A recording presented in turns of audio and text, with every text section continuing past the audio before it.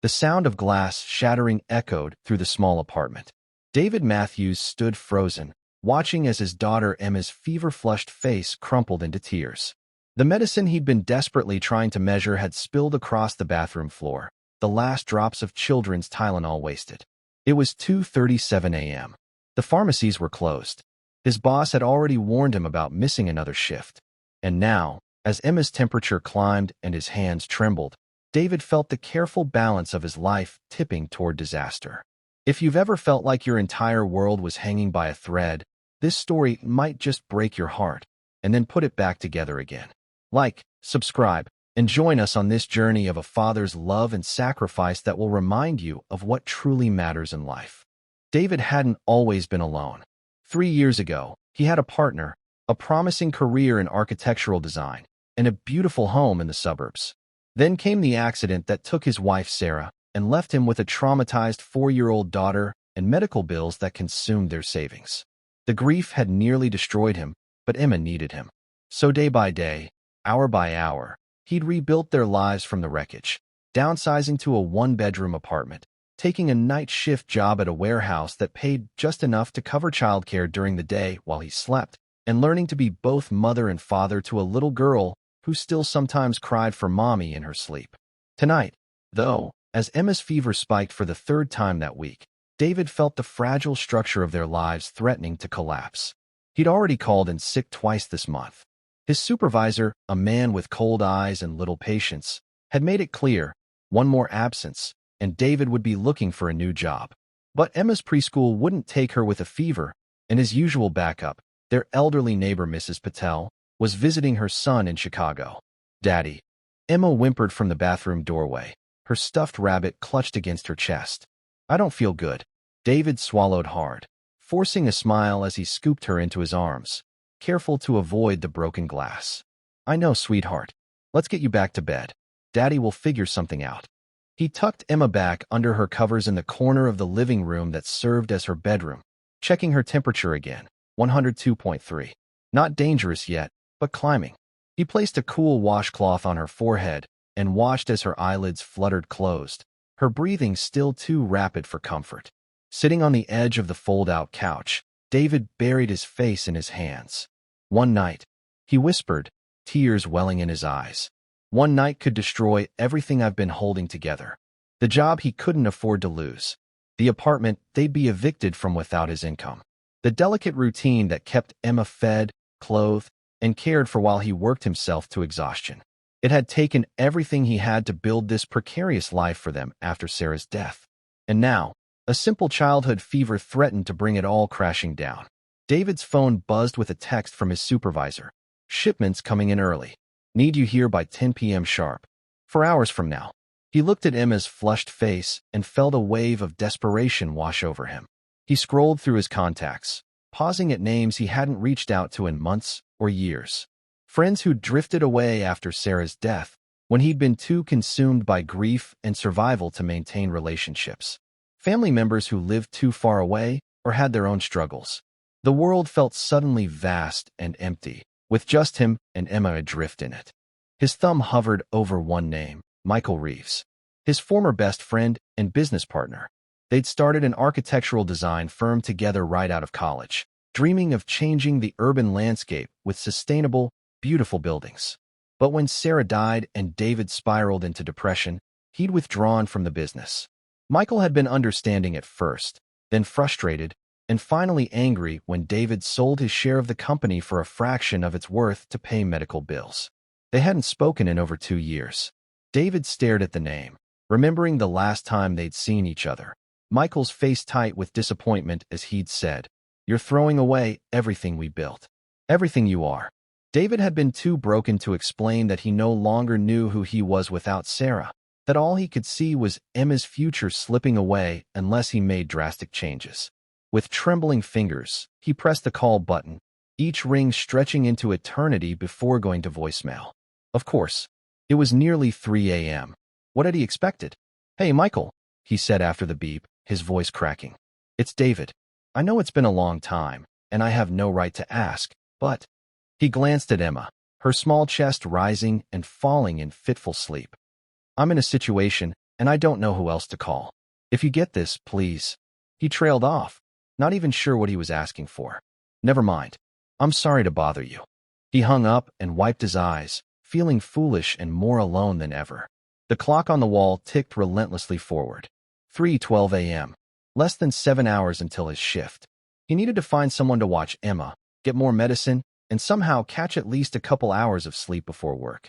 David moved to the kitchen, searching through cabinets for anything that might help bring down Emma's fever. Behind a box of pasta, he found an ancient bottle of adult ibuprofen. He'd have to calculate the correct dosage for a 7-year-old, something Sarah would have known instinctively. Sarah had been a pediatric nurse, confident and capable with every childhood illness.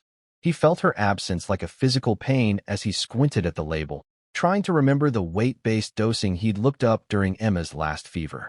A soft knock at the door startled him. 3:27 a.m. Who could possibly be at their door at this hour? Fear prickled along his spine. Their neighborhood wasn't dangerous, exactly, but it wasn't entirely safe either. He approached cautiously, peering through the peephole. The hallway was dimly lit, but he could make out a woman's face. Familiar, though he couldn't immediately place it. He cracked the door open, chain still in place. "David." The woman's voice was soft, concerned. "It's Layla. Layla Chen." From down the hall. Recognition dawned. Apartment 4C. A young doctor who had moved in a few months ago. They'd exchanged polite nods in the hallway, nothing more. "I'm sorry to disturb you so late," she continued. "But I heard a crash earlier, and then I thought I heard a child crying. Is everything okay?" David hesitated, embarrassment warring with desperation. "My daughter's sick," he finally admitted. "I dropped her medicine. It's fine, though. We're managing." Layla's eyes, dark and intelligent, studied his face. "I'm a pediatrician," she said. "If you'd like, I could take a look at her." No pressure, of course. David felt something crack inside him, the rigid self-reliance he'd maintained since Sarah's death. "That would, yes. Please, if you don't mind." He unlatched the chain and opened the door wider, suddenly conscious of the apartment's disarray. The dishes in the sink, the makeshift bedroom in the living room, the evidence of their precarious existence. Layla stepped inside, her manner professional but kind. "I was up anyway," she said, as if reading his thoughts. "Night shift rotations have my sleep schedule all messed up." She approached Emma's bed with gentle movements, introducing herself softly when the little girl stirred. "Hi there, Emma. I'm Dr. Chun. Your dad says you're not feeling well. Is it okay if I check your temperature?" Emma nodded sleepily, clutching her rabbit tighter. Layla produced a digital thermometer from the small medical bag she carried and took Emma's temperature with practiced ease. 102.5, she reported to David. "How long has she been feverish?" "On and off for 3 days, David said, the words tumbling out in a rush. "It was getting better yesterday, but tonight it spiked again. I had medicine, but—" He gestured helplessly toward the bathroom. Layla nodded, her expression free of judgment.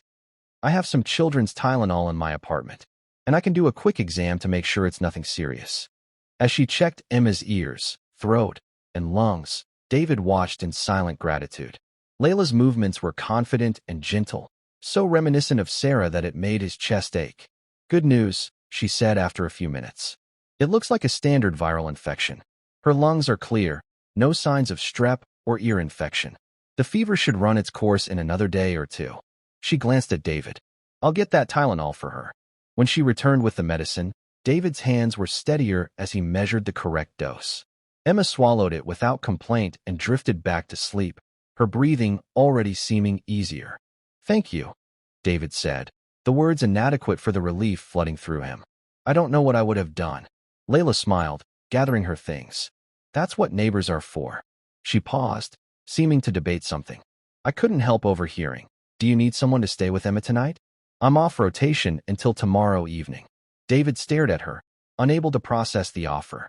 "I couldn't ask you to do that." "You didn't ask. I offered." Her smile was warm but professional. "I've pulled plenty of all-nighters with sick kids at the hospital. One more won't hurt." "But why would you?" David trailed off, not even sure how to frame the question. Layla's expression softened. "When I moved to this city for my residency, I didn't know anyone. My first week, I locked myself out of my apartment at midnight in the rain. The super was out of town, and I was sitting in the hallway crying when Mrs. Patel found me. She let me sleep on her couch and made me breakfast in the morning. She shrugged. Sometimes we all need a hand. The simple kindness broke something open in David's chest, a door he'd kept firmly shut since Sarah's death. He'd been so focused on survival, on not falling apart, that he'd forgotten what it felt like to be part of a community, to accept help without shame. "If you're sure," he said finally, "I have to be at work by 10. I'd be back by 7 a.m. "Perfect," Layla said. "I'll bring my laptop and catch up on some research papers. Emma won't even know you're gone." As David prepared for work, moving through the apartment with renewed energy, he felt a strange lightness. For the first time in 3 years, the weight of doing everything alone had lifted, if only for a night. Before leaving, he knelt beside Emma's bed, brushing a strand of hair from her forehead. Her temperature was already coming down, her sleep more peaceful. "Daddy has to go to work, sweetheart," he whispered. "But Dr. Chun is going to stay with you. I'll be back before you wake up." Emma stirred slightly. "Promise?" she murmured. "Promise," he said, kissing her forehead. "I love you to the moon and back." And to the stars. She finished their ritual, already drifting back to sleep. At the door, David turned to Layla, who had settled on the couch with her laptop. "I don't know how to thank you." She waved him off. "Go. We'll be fine." As he walked to the bus stop, the night air cool against his face, David felt something he hadn't experienced in years: hope. Not just the grim determination that had carried him through each day since Sarah's death, but actual hope. Fragile and tentative, but real. His phone buzzed in his pocket. A text from Michael. "Just got your message. Call me when you can. Whatever you need." David stopped walking, staring at the screen in disbelief. After all this time, after everything that had happened between them, Michael had responded. Maybe some bridges weren't completely burned after all. The warehouse was as it always was, cavernous, impersonal, filled with the beeping of forklifts and the thud of boxes. But David moved through his shift with a new awareness. He noticed things he'd been too exhausted to see before. The Dominican supervisor who always saved an extra sandwich from his wife's cooking for the youngest worker. The older woman who hummed opera as she sorted packages. The college student who worked nights to pay tuition, reading textbooks during breaks. They weren't just backdrop characters in his struggle. They were people with their own stories, their own battles and triumphs. How had he forgotten that? When his shift ended at 6 a.m., David's supervisor approached him. "Matthews," he said gruffly. "Got a minute?" David tensed, expecting a reprimand for his recent absences. "Yes, sir. Been meaning to talk to you about something." The man shifted uncomfortably. "Company's expanding. Opening a new distribution center closer to the city.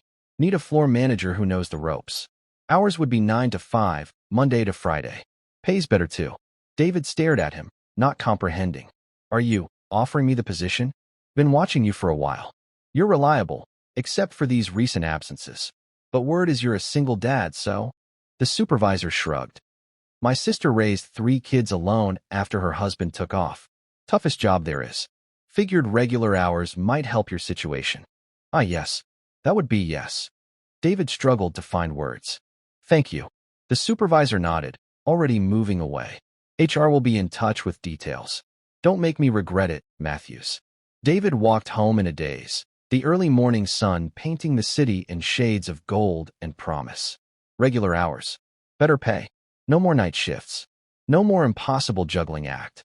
It wouldn't solve everything, but it would make their precarious balance so much more stable. When he unlocked the apartment door, he found Layla and Emma at the small kitchen table, sharing bowls of cereal.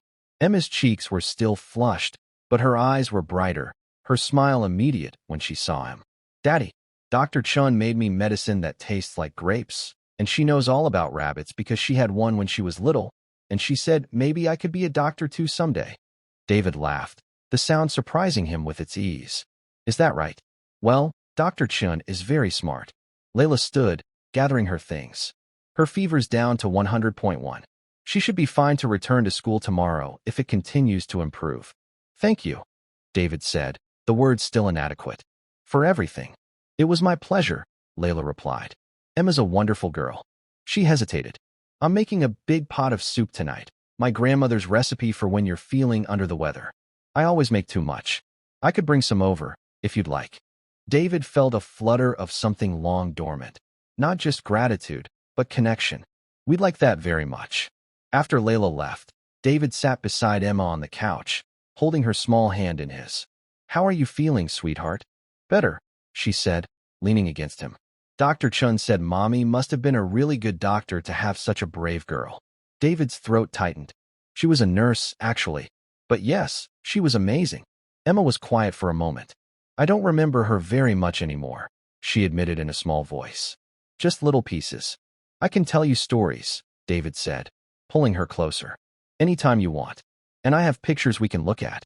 Can we look at some now?" David nodded, reaching for the photo album he kept on the highest shelf. Too painful to look at regularly, too precious to put away completely. They sat together, turning pages slowly, David narrating each image. Sarah laughing at their wedding, Sarah pregnant and radiant, Sarah holding newborn Emma with wonder in her eyes. "She loved you so much," David told his daughter. "More than anything in the world." "Like you love me?" Emma asked. "Exactly like that."